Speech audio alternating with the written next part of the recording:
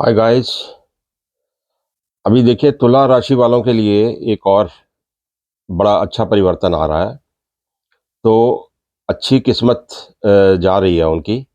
अभी आप 15 जून से देखिए, सूर्य अपना राशि परिवर्तन करके अभी जुपिटर को ज्वाइन करता है मिथुन राशि में। तो 15 जून से 15 जुलाई तक तो इस युति में रहते हैं दोनों।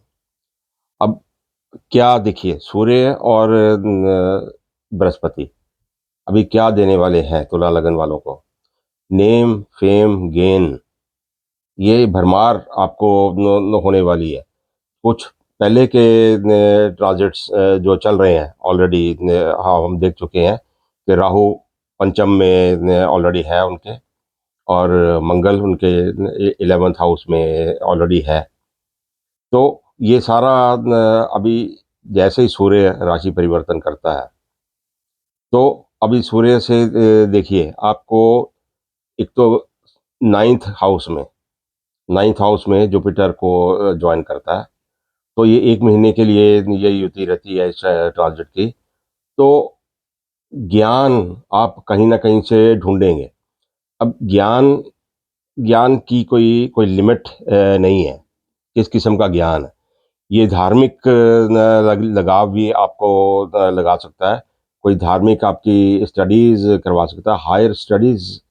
कुछ आप काम कर रहे हैं, रिसर्च कर रहे हैं, कुछ हायर स्टडीज़ में आपको इन्वॉल्व कर सकता है इस पीरियड में। कोई अटका हुआ काम है, जो आपको कोई जो रिसर्च करने वाले लोग हैं, तो उनके लिए अगर कोई टॉपिक अटका हुआ है, तो यहाँ से आपको रास्ता मिलता है। क्यों? एक तरह से अध्यात्म से ये जुड़ता है। अगर टॉपिक आपका उसके आसपास भी है, मेटाफिजिक्स में है या ऑकल्ट में है, नहीं भी है तो भी, क्योंकि किसी भी चीज़ की रिसर्च के लिए, एक नए पर्सपेक्टिव के लिए और एक नई दिशा आपको ढूंढने के लिए आपकी अंतरात्मा का साथ में जुड़ना बहुत ज़रूरी है। वहीं से रिसर्च, नया रास्ता वहीं से आता है। ब्रेन कैलकुलेट करेगा, आपका सब कुछ करेगा, पर रास्ता आपको अंदर से ही मिलेगा। तो ये सूर्य और जुपिटर, ये युति आपके 9th हाउस में एक महीने के लिए रहेगी। तो ये अच्छा खासा नेम फेम गेन आपको यहाँ से मिलने वाला है इस एक महीने में। अभी देखिए, ज्ञान ज्ञान की बात तो हो गई। और अभी यहाँ से सूर्य आपके 3rd हाउस को देखता है, जुपिटर आपके लग्न स्थान को देखता है, आपके 3rd हाउस को भी देखता है। मीन्स आपकी एफर्ट्स एफर्ट्स आपकी जो डायरेक्टेड रहेंगी ज्ञान के साथ। ऐसा फजूल में कोई आप एफर्ट्स, यूजलेस एफर्ट्स नहीं होंगी। कोई आपकी एफर्ट्स होंगी, आपकी डायरेक्शन होगी, आपकी कम्युनिकेशन होगी, वो सारी एक तरह से नॉलेजेबल डायरेक्शन में होगी। अभी 5वें स्थान को भी जुपिटर भी देखता है, राहु वहाँ पे ऑलरेडी पड़ा हुआ है, फिर ऊपर से मंगल की दृष्टि पड़ती है। अब आप, जो लोग जो लोग अपने शेयर्स या इन्वेस्टमेंट्स या स्पेकुलेटिव बिजनेस में जुड़े हुए हैं, उनके लिए बहुत ही एक अच्छा।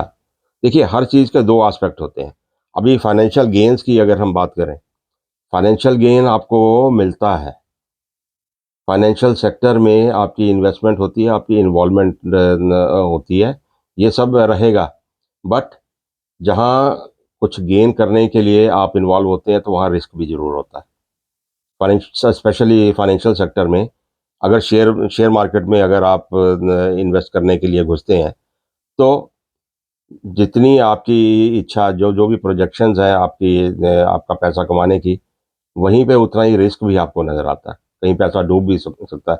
शेयर मार्केट आज चढ़ी है तो कल गिर भी सकती है।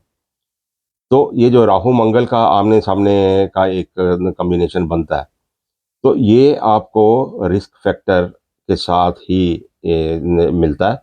रिस्क रहेगा, बट गेन्स आपको मिलते हैं, क्योंकि राहु देख रहा है 11th हाउस को, और 5वां घर भी आपका स्पेकुलेटिव एक्टिविटी का है। तो वो आपको मिलता ज़रूर है, बट खोने का डर, वो आपके साथ बना रहता है। तो ये सारा आप अगर ओवरऑल हम रिज़ल्ट देखते हैं, तो जो लोग जुड़े हुए हैं स्पेकुलेटिव एक्टिविटी से, उनके लिए this period is going to be very good, but strings attached, risk factor is there.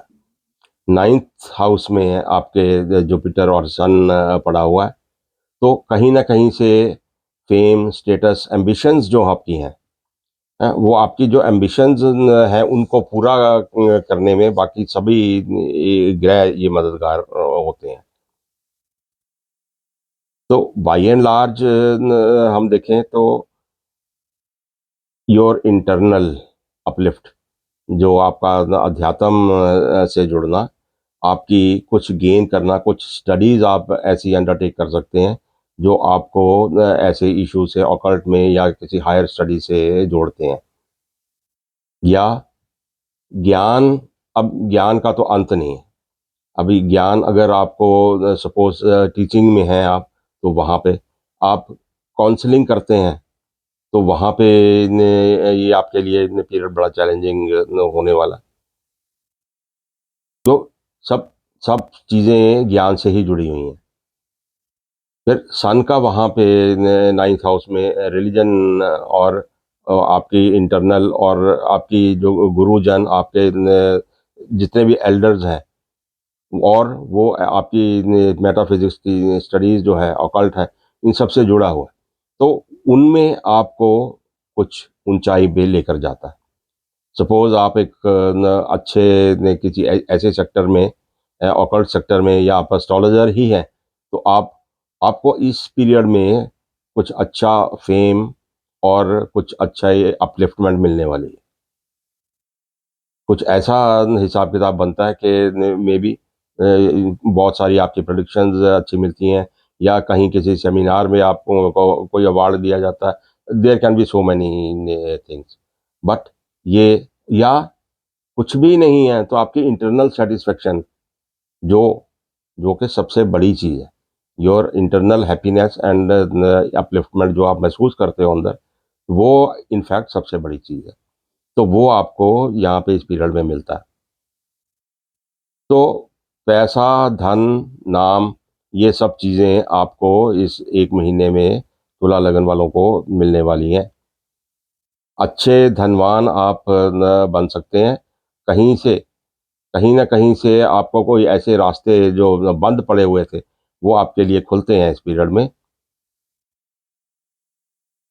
ज्ञान और पैसा, नेम, फेम और गेन्स, ये सारा आपको इस पीरियड में मिलता है। Hope you guys enjoy this period, और अपने उस गेन्स को आप एंजॉय करिए और लोगों के साथ शेयर करिए। Thank you and good luck.